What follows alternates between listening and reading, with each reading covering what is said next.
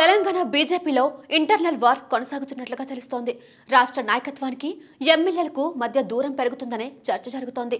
ప్రస్తుతం రాష్ట్ర అధ్యక్షుడు కేంద్ర మంత్రి అయిన కిషన్ రెడ్డి బీజేపీ ఎమ్మెల్యేల మధ్య గ్యాప్ పెరుగుతుందా?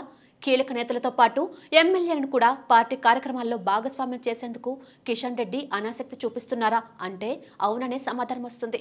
పార్టీ కార్యక్రమాల్లో పాల్గొవాలని ఎమ్మెల్యేలకు ఆహ్వానం ఇవ్వకపోవడం, అసెంబ్లీ సమావేశాల్లో ఎలా వ్యవహరించాలి అన్న దానిపై కిషన్ రెడ్డి దిశానిర్దేశం చేయకపోవడంతో ఈ అనుమానాలకు బలం చేకూరుతుంది.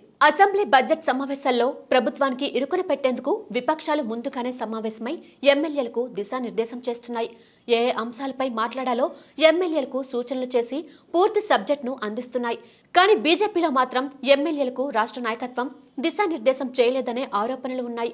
బీజేపీ తరపున ఎమ్మెల్యేలుగా ఎంపికైన 8 మందిలో 6 కొత్తవారే.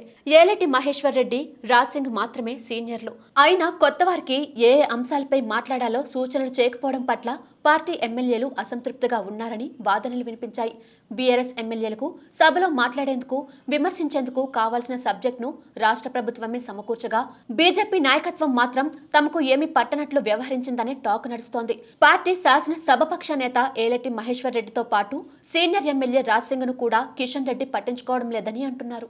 అదేవిధంగా ఇటీవల పార్టీ కార్యక్రమంలో ఏర్పాటు చేసిన రైతు రుణమాఫీ హెల్త్ లైన్ కేంద్రం ప్రారంభోత్సవానికి ఎమ్మెల్యేలకు సమాచారం ఇవ్వకపోవడం, ఇందుకు సంబంధించి రూపొందించిన పోస్టర్లో సీనియర్ నేతలు అయిన రాజ్ సింగ్, మహేశ్వర్ రెడ్డి ఫోటోలు లేకపోవడం చర్చనీయాంశమైంది.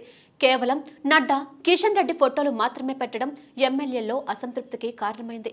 కిషన్ రెడ్డి కేంద్రంలో కీలకంగా వ్యవహరిస్తుండడం, త్వరలోనే కొత్త అధ్యక్షుడి నియామకం ఉంటుందన్న ఆలోచనతోనే మహేశ్వర్ రెడ్డి, రాజ్ సింగ్లు రాష్ట్రంలో నాయకత్వంపై మౌనం వహిస్తున్నారని అంటున్నారు. ఈ నేపథ్యంలో పార్టీలో మున్ముందు ఎలాంటి పరిణామాలు చోటు చేసుకుంటాయో మరి చూడాలి.